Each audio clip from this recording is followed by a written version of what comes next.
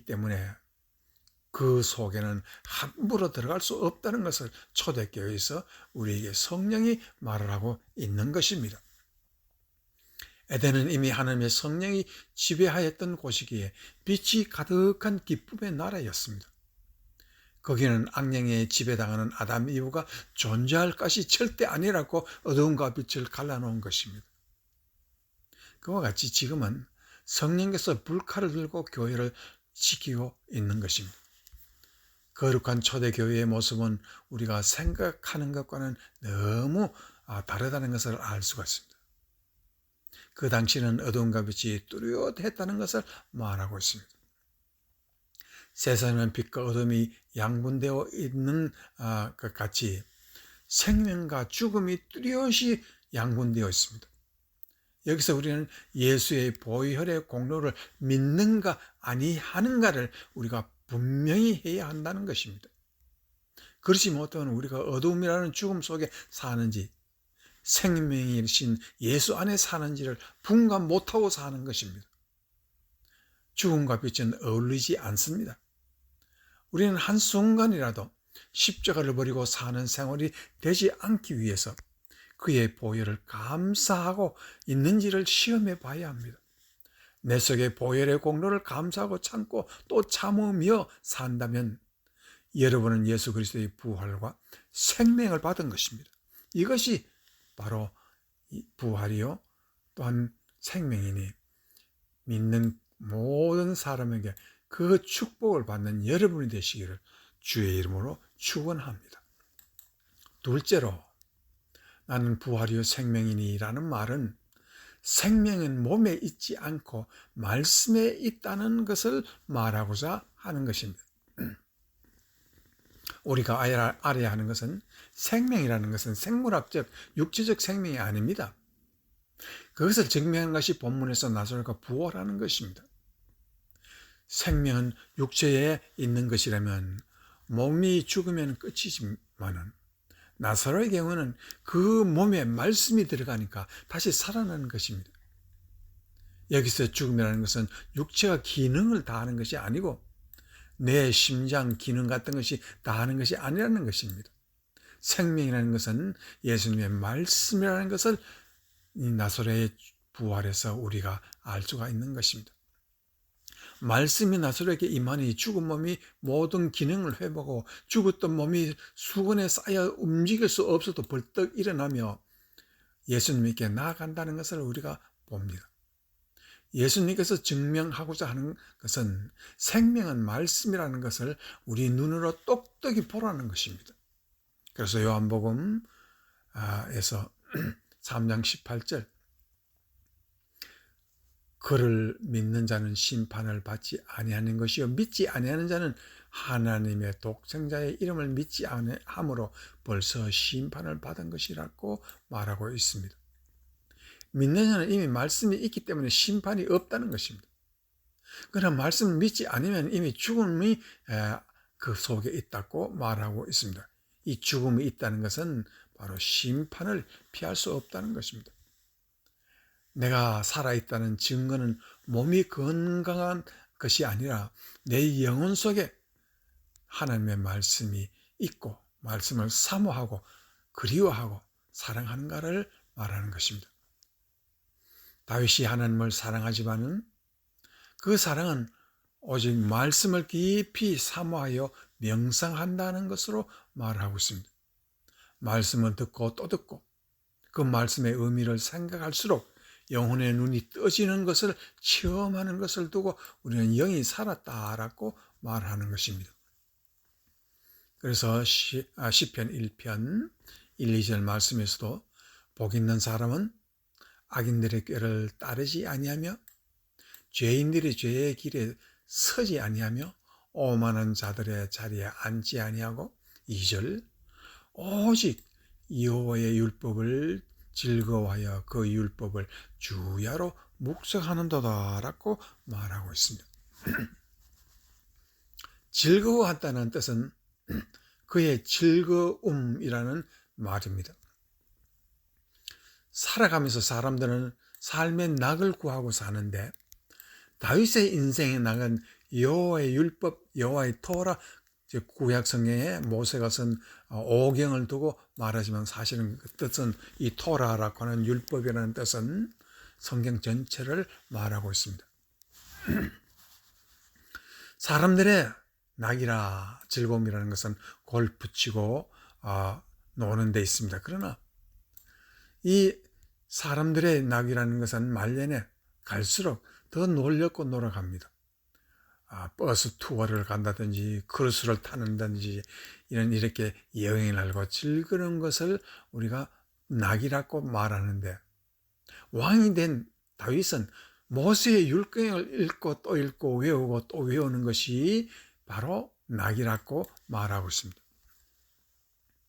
다윗이 왕이라면 사람들을 초청하여 근하하게 취하고 자식 자랑하고 딸 자랑하고 전쟁 승리 자랑하는 일에 있어야 할 텐데, 다윗은 그런 삶을 살지 아니하고 그 삶을 싫어했다고 했습니다. 다윗 삶이 여기에서 그 핵심이 잘 그려지고 있습니다. 그 말씀이 어릴 적부터 영혼을 움직이니 그의 삶에는 죽음이라는 것보다 말씀이 있고 죽음을 이기는 말씀이라는 것을 깨달은 것 그 자체가 놀라웠고, 그 깨달음이 가드 사람 골리앗을 서서 이기는 것에 드러나고 있습니다. 오직 죽음을 이기는 것은 말씀뿐이라는 것을 믿고 다윗의 인생은 승리로 가득한 삶을 살았고 자녀들에게 또한 그렇게 살았고 말하고 있습니다. 열왕기상 11절 1절에서 6절 말씀을 보면은 솔로몬 왕이 바로의 딸 외에 이방의 많은 여인을 사랑하였으니 곧 모압과 암몬과 에돔과 시돈과 헷 여인이라. 여기서 바로 우리가 알 수 있는 것은 솔로몬 왕이 마지막 인생 끝을 장식하는 것은 그 낙이라는 것이 하나님의 말씀이 아니라 여자에 있었다라고 말을 하고 있습니다. 그래서 여호와께서 일찍이 이 여러 백성에 대해서 이스라엘 자손에게 말씀하시기를 너희는 그들과 서로 통혼하지 말며 그들도 너희와 서로 통혼하게 하지 말라, 그렇게 얘기를 했습니다.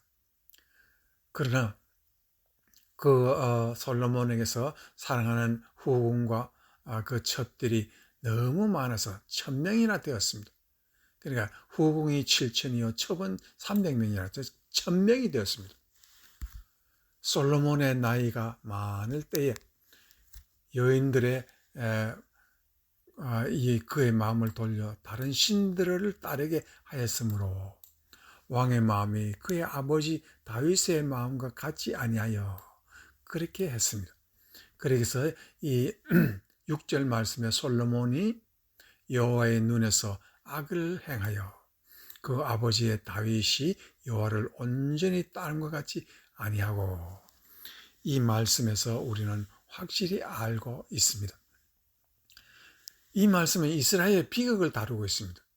솔로몬의 지혜와 지식은 당대 최고의 수준이었습니다. 그러나 그가 즐거운 것은 여인들이고 말씀이 아니라는 것으로 말미암아 그 앞에 죽음이 찾아오고 이스라엘 나라 전체가 고통과 또한 많은 백성들이 죽는 그와 같은 슬픔을 그리고 있습니다.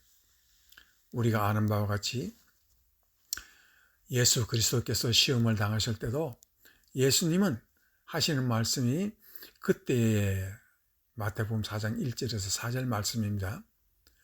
성령에게 이끌려 마귀의 시험을 받으러 광야로 가사 40일을 밤낮으로 금식하신 후에 주르신지라. 시험하는 자가 예수께 나와서 이르되 네가 하나님의 아들이거든 명하여 이 돌들로 떡덩이가 되게 하라. 4절 예수께서 대답하여 이르시되 기록되어서 된 사람이 떡으로만 살 것이 아니요 하나님의 입으로부터 나오는 모든 말씀으로 살 것이라 하였느니라. 예수님은 마귀가 와서 시험을 해도 그의 사정이 어떠하든지 마귀의 말에 귀를 기울이지 아니하고 오직 토라 신명기 말씀을 인용하고 있습니다. 사람이 떡으로만 살 것이 아니려 하나님의 입으로부터 나오는 모든 말씀으로 살 것이라 하는 이 말씀은 바로 사람이 생명이 바로 말씀에 있다는 것을 말하고 있습니다. 마치 다윗이 살아온 그 생명과 같이 똑같은 것을 예수님도 말하고 있는 것입니다.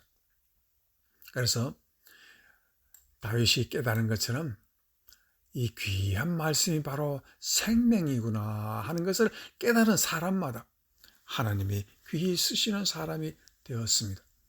여러분이 잘 아시는 바울도 이와 같이 다윗과 같은 생명이 바로 말씀에 있다는 것을 깨달았기 때문에 사도행전 20장 23절과 24절에서 오직 성령이 각 성에서 내게 증인하여 결박과 환난이 나를 기른다 하시나 24절 내가 달려갈 길과 주 예수께 받은 사명 곧 하나님의 은혜의 복음을 증언하는 일을 마치려 하면은 나의 생명조차 조금 또 귀한 것으로 여기지 아니하노라. 바울의 생명은 하늘이 두 조각 난다 해도 말씀이 생명이라고 믿는 것입니다. 성령이 각져 있어 그가 예루살렘에 가면 잡혀 죽을 것이라고 해도 그는 자기의 갈 길을 오직 하나 예수님의 복음 말씀 하나 전하는 것으로 행복하고 기쁘다라고 말하는 것입니다.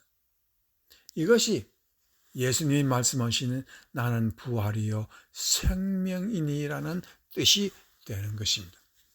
이제 여러분께서도 이 놀라운 하나님의 생명은 우리에게 주시는 그 축복은 바로 말씀에 있다는 것을 믿음으로 말미암아 여러분도 이 놀라운 부활이요 생명의 축복에 들어가는 여러분이 되시기를 주의 이름으로 축원합니다.